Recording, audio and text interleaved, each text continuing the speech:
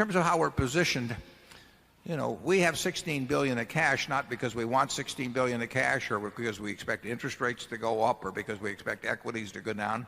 We have $16 billion of cash because we don't see anything that makes us want to part with that cash where we feel we're getting enough for our money.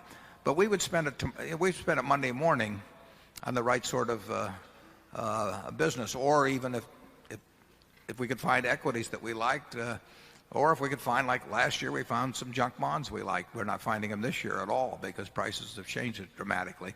So we're not really ever positioning ourselves. We're simply trying to do the smartest thing we can every day when we come to the office. And if there's nothing smart to do, cash is the default option. Charlie? In terms of future opportunities, the issue is it at all likely that there'll be an opportunity like 1973-4 or 1982 even, when equities generally are just mouth-watering? I think there's a very excellent chance that neither Warren or I will live to see either of those occasions again. If so, Berkshire's not going to have a lot of no-brainer opportunities.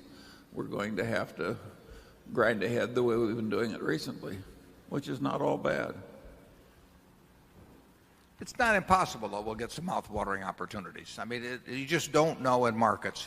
It's unbelievable what markets do over time. And since you brought up interest rates, in Japan, the 10-year bond is selling to yield 5/8 of 1%. 5/8 of 1%. I don't think there's anybody in our annual meeting of 20 years ago, certainly including Charlie and myself, who would have dreamt that a 10-year bond of a country, running a significant deficit would be selling at 5/8 of 1%. I mean, would you say so, Charlie? Would I ever?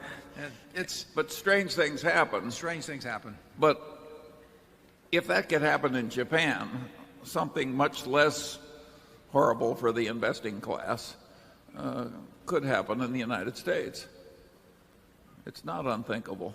I mean, we could be in for a considerable period when the average intelligent, diversified investor in common stocks using fancy paid advisors just doesn't do very well. But you can argue that if what we warned against and hope doesn't happen with derivatives should happen, it might create enormous opportunities for us in some arena. I mean, that we wouldn't be. It might very well turn out to be good for us if you get chaotic markets. You had a somewhat disorganized market in junk bonds last year because there were a lot of them created much faster than the funds available to absorb them were coming in. Now this year you have just the opposite situation. You have money pouring into the junk bond funds, $1 billion a week roughly, and that's changed the whole price situation. The world hasn't changed that much. It's just that